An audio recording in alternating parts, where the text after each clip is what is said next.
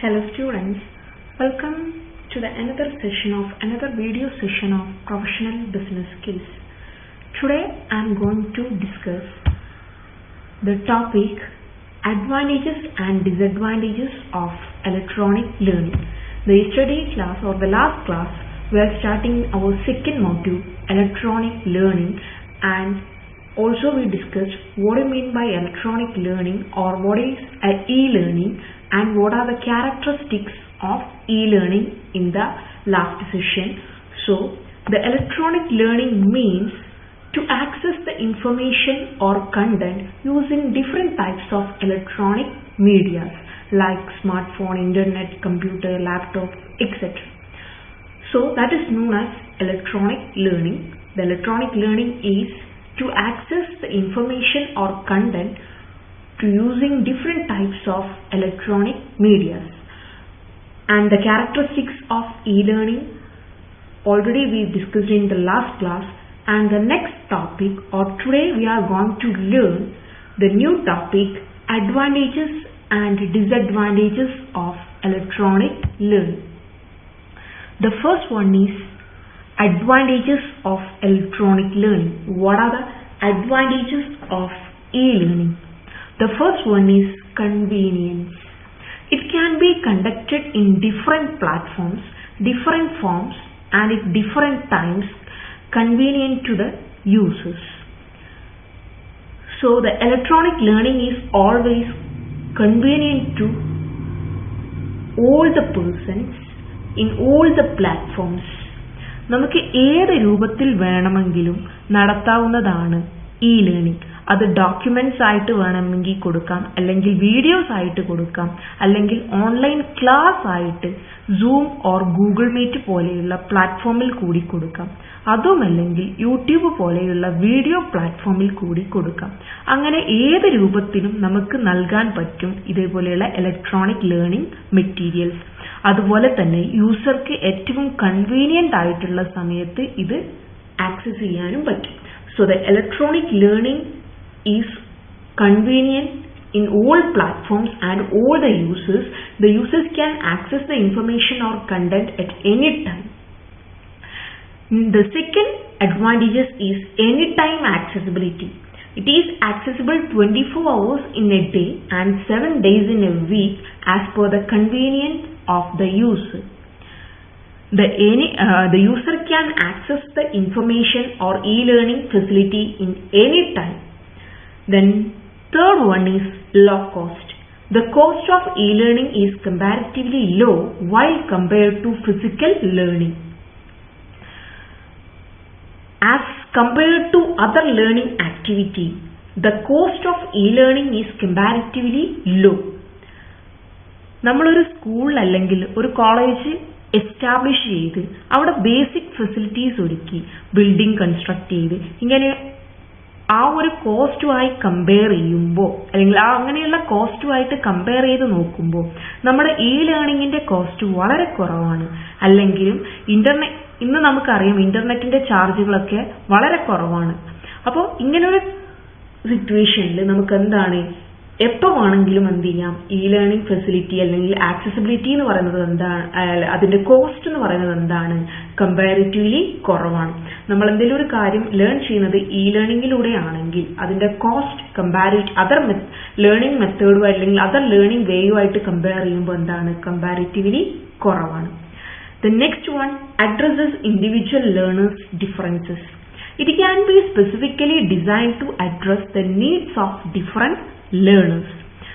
വ്യത്യസ്തമായ പഠനശേഷിയുള്ള ആളുകളാണ് നമ്മളിൽ എല്ലാവരും, അല്ലെങ്കിൽ നമ്മളിൽ ഓരോ ആൾക്കാർക്കും ഡിഫറെന്റ് ടൈപ്സ് ഓഫ് അല്ലെങ്കിൽ വ്യത്യസ്തമായിട്ടുള്ള പഠനശേഷിയുള്ള ആളുകളാണ്. അങ്ങനെ നമ്മളുടെ ഓരോരുത്തരുടെയും കപ്പാസിറ്റിക്ക് അനുസരിച്ച് എഡ്യൂക്കേഷണൽ മെറ്റീരിയൽസ് ഡിസൈൻ ചെയ്യാൻ സാധിക്കും എന്നാണ് e-learningന്റെ മറ്റൊരു ഗുണം. അതായത് ഓരോ ആൾക്കാരുടെയും എഡ്യൂക്കേഷണൽ കപ്പാസിറ്റി എന്ന് പറയുന്നത് അല്ലെങ്കിൽ അവർ ഗ്രാസ്പ് ചെയ്യുന്ന ഇൻഫർമേഷന്റെ ഗ്രാവിറ്റി എന്ന് പറയുന്നത് എൻറ്റയർലി എന്താണ്, ഡിഫറെന്റ് ആണ്. അപ്പോൾ ഓരോ ആൾക്കാരുടെയും ഓരോ ഡിഫറെന്റ് ടൈപ്സ് ഓഫ് ലേണേഴ്സിന്റെ എഡ്യൂക്കേഷണൽ അല്ലെങ്കിൽ കപ്പാസിറ്റിക്ക് അനുസരിച്ചിട്ട് നമുക്ക് എന്ത് ചെയ്യാൻ പറ്റും, എഡ്യൂക്കേഷണൽ മെറ്റീരിയൽസ് e-learningലൂടെ ഡിസൈൻ ചെയ്യാൻ പറ്റും. The next one is flexibility. E-learning is flexible in terms of time and place of learning. നമ്മളൊരു ഫിസിക്കൽ ലേണിംഗിലാണെങ്കിൽ അത് ഫ്ലെക്സിബിൾ അല്ല, അത് ഫിക്സഡ് ആണ്. അതിന്റെ പ്ലേസ് എന്ന് പറയുന്നത് ഒരു സ്കൂളോ കോളേജോ ആയിരിക്കും.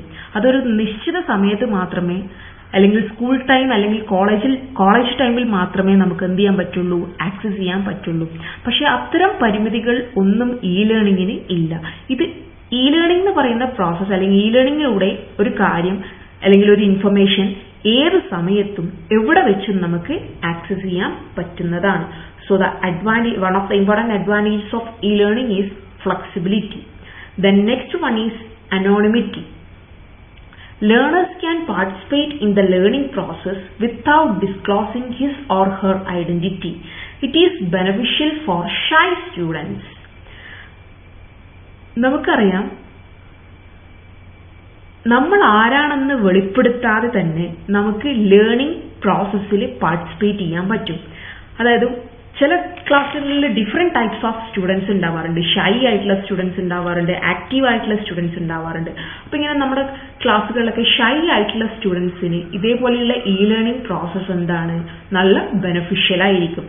അതായത് അവരുടെ പേരോ നാളോ ഒന്നും വെളിപ്പെടുത്താതെ തന്നെ അവർക്ക് എന്ത് ചെയ്യാൻ പറ്റും, ഇൻഫർമേഷൻസും ക്ലാസ്സുകളും കാര്യങ്ങളും ആക്സസ് ചെയ്യാൻ പറ്റും. The next one is encourage interaction. The e-learning facilities increased students teachers interaction. നമുക്കറിയാം, സാധാരണ ക്ലാസ്സുകളിൽ സംശയങ്ങൾ ചോദിക്കാത്ത സ്റ്റുഡൻസ് പോലും ഇലക്ട്രോണിക് പ്ലാറ്റ്ഫോമിലുള്ള ക്ലാസ്സുകളിൽ സംശയം ചോദിക്കാറുണ്ട്. സോ കൂടുതൽ സ്റ്റുഡൻസ് ടീച്ചർ ഇന്ററാക്ഷൻ പോസിബിൾ ആണ് എന്തില്, ഇ ലേണിംഗ് മെത്തേഡിൽ. The next one is repeated learning. Online lectures and recorded videos can be seen in any number of times. So one of the main advantages of e-learning is repeated learning. The same content or the same information can be watched or viewed in many times. So the videos are already recorded. നമുക്ക് ക്ലാസ്സുകൾ മനസ്സിലായില്ലെങ്കിൽ record ചെയ്ത videos ഒക്കെ ആണെങ്കിൽ നമുക്കത് വീണ്ടും വീണ്ടും കാണാനുള്ള ഒരു സൗകര്യം ഇ ലേണിംഗിന് അവൈലബിൾ ആണ്. The next one, access to updated content. Online materials are comprehensive and up to date. ഏറ്റവും ലേറ്റസ്റ്റ് ആയ അല്ലെങ്കിൽ ഏറ്റവും പുതിയ വിവരങ്ങൾ നമുക്ക് നൽകാൻ അല്ലെങ്കിൽ നമുക്ക് കിട്ടാൻ സഹായിക്കുന്ന ഓൺലൈൻ മെറ്റീരിയൽസ് ഇന്ന് എവിടെ അവൈലബിൾ ആണ്, ഇ ലേണിംഗിൽ അവൈലബിൾ ആണ്. The next one, less impact on environment. It is paperless, uses less power, avoid deforestation, etc. So the e-learning process is less it's a paperless. അതായത് ഇവിടെ നമുക്ക് എന്ത് വേണ്ട, പേപ്പറിന്റെ ആവശ്യങ്ങളില്ല, നോട്ടോ ബുക്കോ ഒന്നും തന്നെ ആവശ്യമില്ല. നമുക്ക് എന്ത് ചെയ്യാൻ പറ്റും, ഇൻഫർമേഷൻസും കാര്യങ്ങളൊക്കെ ഇന്റർനെറ്റിന്റെ സഹായത്തോടുകൂടെ ആക്സസ് ചെയ്യാൻ പറ്റും. Then uses less power. അതേപോലെ തന്നെ പവർ ഏറ്റവും കുറവാണ് നമ്മൾ എന്ത് ചെയ്യുന്നത്, ഇ ലേണിംഗ് മെത്തേഡിലൂടെ നമ്മൾ യൂസ് ചെയ്യുന്നത്. അതായത് നമ്മൾ ഇവിടെ പേപ്പർ ഉപയോഗിക്കുന്നില്ല. അതേപോലെ തന്നെ ഒരു ഫിസിക്കൽ എഡ്യൂക്കേഷൻ, ഫിസിക്കൽ വിദ്യാഭ്യാസം ആയി നടത്തുമ്പോൾ നമ്മൾ ഉപയോഗിക്കുന്ന പവറുമായി കമ്പയർ ചെയ്യുമ്പോൾ power consumption is very low. Then avoid deforestation etcetera. എങ്ങനെയാണ് ഡിഫോറസ്റ്റേഷൻ ഒക്കെ കുറയ്ക്കുന്നതെന്ന് വെച്ച് കഴിഞ്ഞാൽ, ഇപ്പൊ നമുക്കൊരു സ്കൂളിലൊക്കെ പോയിട്ട് പഠിക്കണം എന്നുണ്ടെങ്കിൽ അവിടെ ഒരു ബിൽഡിംഗ് കൺസ്ട്രക്ട് ചെയ്യണം. അപ്പോൾ ബിൽഡിംഗ് കൺസ്ട്രക്ട് ചെയ്യുന്ന സമയത്തൊക്കെ നമ്മൾ എന്ത് ചെയ്യും, ഒരുപാട് മരങ്ങളും കാര്യങ്ങളൊക്കെ മുറിച്ചു മാറ്റേണ്ടി വരും. അപ്പോൾ ഇങ്ങനെയുള്ള കാര്യങ്ങളൊന്നും എവിടെ ഉണ്ടാവുന്നില്ല. ഇ ലേണിംഗിലൂടെയാണ് നമ്മളൊരു കാര്യം പഠിക്കുന്നതെങ്കിൽ എന്ത് ചെയ്യാൻ പറ്റും, ഇതേപോലെയുള്ള എൻവയോൺമെന്റിന്റെ ഇമ്പാക്ട്സ് ഒക്കെ നമുക്ക് എന്ത് ചെയ്യാൻ പറ്റും, കുറയ്ക്കാൻ പറ്റുന്നുണ്ട്. The next one, best suitable for part-time and distance learning. It is useful for those who don't access to formal education system. E learning process ഏറ്റവും കൂടുതൽ സ്യൂട്ടബിൾ എന്ന് പറയുന്നത് ഇതേപോലെ ഡിസ്റ്റൻസ് എഡ്യൂക്കേഷനിൽ പഠിക്കുന്ന ആൾക്കാർക്കായിരിക്കും. കാരണം അവർക്ക് എന്ത് ചെയ്യാൻ പറ്റും, പാർട്ട് ടൈം ആയിട്ട് ജോബും ചെയ്യാൻ പറ്റും, അതേപോലെ തന്നെ പാർട്ട് ടൈം ആയിട്ട് പഠിക്കാനും പറ്റും. അപ്പം അങ്ങനെയുള്ള ഒരു സമയത്ത് ഫോർമൽ ആയിട്ട്, അതായത് സ്കൂളിലോ കോളേജിലോ ഒന്നും പോയിട്ട് എഡ്യൂക്കേഷൻ അല്ലെങ്കിൽ വിദ്യാഭ്യാസം നേടാൻ പറ്റണില്ലെങ്കിൽ അവർക്ക് എന്ത് ഹെൽപ്ഫുൾ ആണ്, ഇതേപോലെയുള്ള ഇ ലേണിംഗ് പ്രോസസ്സ് അല്ലെങ്കിൽ ഇ ലേണിംഗ് ഹെൽപ്ഫുൾ ആണ്. The next one is variety of resources. It can take variety of resources such as text, audio, video, animation, graphics and multimedia, etc. All these can be used in educational materials. അതായത് നമുക്ക് ഓഡിയോസും വീഡിയോസും ടെക്സ്റ്റും ആനിമേഷൻസും ഗ്രാഫിക്സും മൾട്ടിമീഡിയാസും ഒക്കെ അവിടെ use ചെയ്യാൻ പറ്റും, educational മെറ്റീരിയൽസിൽ use ചെയ്യാൻ പറ്റും. So these are the main advantages of e-learning. First one is convenience, anytime accessibility, low cost as compared to other learning way, then addresses individual learners differences, then flexibility, anonymity, encourage interaction. Next one, repeated learning and access to updated content, less impact on environment, best suitable for part-time and distance learning, and variety of resources. So these are the main advantages of electronic learning or e-learning. Next we are moving on the another topic, that is drawbacks of e-learning. Drawbacks or limitations of e-learning. The first one is technical issues. E-learning is not free from limitation. Then what are the limitations or drawbacks of e-learning? So these are some of the drawbacks or limitations of e-learning. The first one is technical issues. Loss of connectivity, failure of electronic equipment, power failure, etc. may affect e-learning. അതായത് നമുക്കറിയാം ഇന്റർനെറ്റിന്റെ connectivity, അതായത് ഇന്റർനെറ്റിന്റെ connection നഷ്ടപ്പെടുമ്പോഴോ അല്ലെങ്കിൽ fail of electronic equipments, ഇതേപോലെ നമ്മുടെ smart ഫോണോ ലാപ്ടോപ്പിനൊക്കെ failure സംഭവിക്കുകയോ അല്ലെങ്കിൽ പവർ ഫെയിലിയർ ഒക്കെ ഉണ്ടാവുന്ന സമയത്ത് നമുക്ക് എന്ത് ചെയ്യാൻ പറ്റില്ല, ഇ ലേണിംഗിലൂടെ ലേൺ ചെയ്യാൻ ബുദ്ധിമുട്ടാണ്. So that's the drawbacks of technical issues. Next one is poor assessment capability. Most of the online assessments are limited to questions that are only objective in nature. There are a chance for malpractices in online test.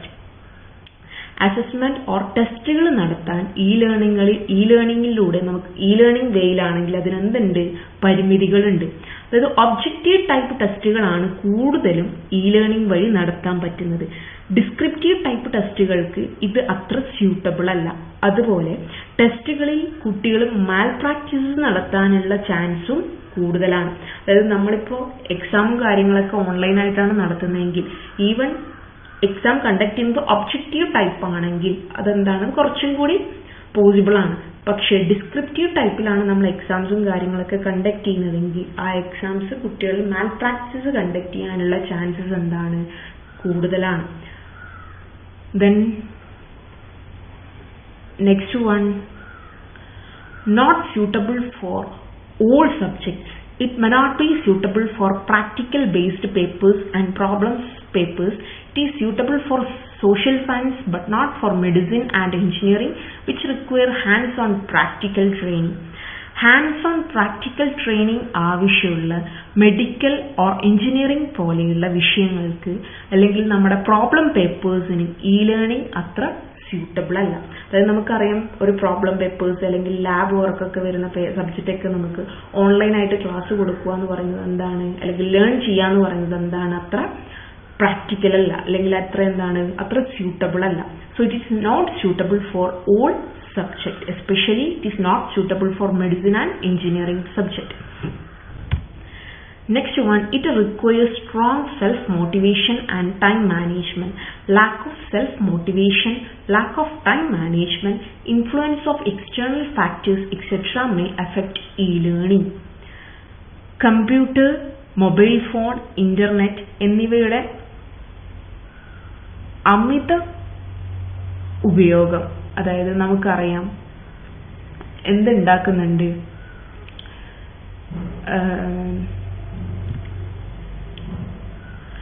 it requires strong self-motivation and self-management. അതായത് നമുക്കൊരു സ്വന്തം self motivation ഇല്ലെങ്കിൽ അല്ലെങ്കിൽ lack of management, നല്ലപോലെ manage ചെയ്യാൻ പറ്റുന്നില്ലെങ്കിൽ, അതായത് ബാക്കിയുള്ള നമ്മൾ എന്തെങ്കിലും ഒരു കാര്യം ലേൺ ചെയ്യുന്ന സമയത്ത് നമ്മുടെ മൈൻഡ് ഡൈവേർട്ട് ചെയ്ത് പോയിട്ട് വേറെ കാര്യങ്ങളൊക്കെ, അതായത് വേറെ രീതിയിലേക്ക് പോകാനുള്ള ചാൻസ് ഉണ്ട് ഈ ലേണിംഗിന്റെ കേസിൽ. അപ്പോൾ നമുക്ക് സ്ട്രോങ് സെൽഫ് മോട്ടിവേഷനും ടൈം മാനേജ്മെന്റൊന്നും ഇല്ലെങ്കിൽ ഈ ലേണിംഗ് എന്താണ് അത്ര സ്യൂട്ടബിൾ അല്ല. The next one is digital divide. അതായത് എന്താണ് ഡിജിറ്റൽ ഡിവൈഡ് എന്ന് വെച്ച് കഴിഞ്ഞാൽ digital divide is the gap between those who have ready to access to computers and those who do not into the internet.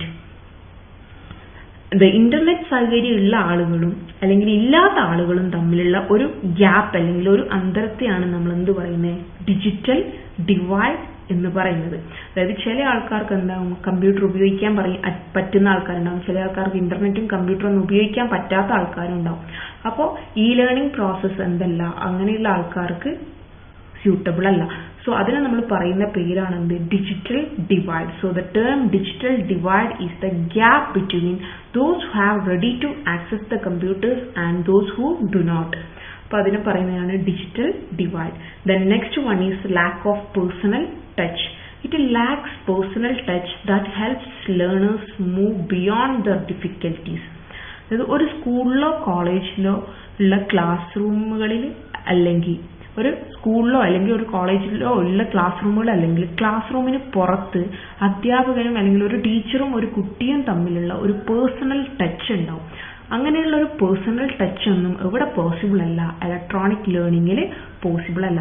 ചില സമയത്ത് ഒരു അധ്യാപകനും കുട്ടിയും തമ്മിൽ ക്ലാസ്സുകളിൽ അല്ലെങ്കിൽ ക്ലാസ്സിന് പുറത്തൊക്കെ നല്ലൊരു പേഴ്സണൽ ടച്ച് എപ്പോഴും കീപ്പ് ചെയ്യാറുണ്ട്. അപ്പം അങ്ങനെയുള്ള പേഴ്സണൽ ടച്ച് ഒന്നും എവിടെ പോസിബിൾ അല്ല, ഇലക്ട്രോണിക് ലേണിംഗിൽ പോസിബിൾ അല്ല. The next one is feel of isolation. Feel of isolation means online learning is all say solo act and the learner may feel a sense of isolation. അതായത് online learning എന്ന് പറയുന്നത് എന്താണ് solo act ആണ്, നമ്മൾ ഒറ്റയ്ക്ക് സ്വയം learn ചെയ്യുന്ന പ്രോസസ്സാണ്. And the learner may feel A sense of isolation. ചില സമയത്ത് നമുക്ക് എന്ത് തോന്നാം, ലേൺ ചെയ്യുന്ന ആൾക്കാർക്ക് നമ്മൾ ഒറ്റപ്പെട്ടു പോയി എന്നുള്ളൊരു തോന്നലൊക്കെ ഫീൽ ചെയ്യാൻ അല്ലെങ്കിൽ തോന്നലൊക്കെ ഉണ്ടാവാനുള്ള ചാൻസ് ഉണ്ട്. അപ്പൊ ഇങ്ങനെയുള്ള കാര്യങ്ങളാണ് ഒരു ഡ്രോബാക്സ് ആയിട്ട് ഇ ലേണിംഗിന്റെ പറയുന്നത്. പിന്നെ പറയുന്നത് എന്തൊക്കെയാണെന്ന് വെച്ച് കഴിഞ്ഞാൽ നമ്മൾ കൂടുതലും കമ്പ്യൂട്ടേഴ്സും മൊബൈൽ ഫോൺസും ഒക്കെ യൂസ് ചെയ്യുന്ന സമയത്ത് നമുക്ക് ചില ടൈപ്പ് ഓഫ് ഹെൽത്ത് ഇഷ്യൂസ് ഉണ്ടാവാറുണ്ട്. അതായത് നമുക്കറിയാം കൂടുതൽ ടൈം നമ്മൾ സിസ്റ്റത്തിലേക്കോ അല്ലെങ്കിൽ മൊബൈൽ ഫോണൊക്കെ യൂസ് ചെയ്യുമ്പോൾ നമുക്ക് കണ്ണിന് ഐ സ്ട്രെയിൻസ് ഉണ്ടാവാം, ബാക്ക് പെയിൻസ് ഉണ്ടാവാം. അപ്പോൾ ഇതേപോലെയുള്ള ഹെൽത്ത് ഇഷ്യൂസും എന്താണ് ഇതേപോലെയുള്ള ഇ ലേണിംഗിന്റെ ഒരു ഡ്രോബാക്ക് ആയിട്ട് നമുക്ക് പറയാം. പിന്നെ പറയുന്നത് എന്താണെന്ന് വെച്ച് കഴിഞ്ഞാൽ ചില most of the online platforms does not provide the correct way of interaction between students and teachers.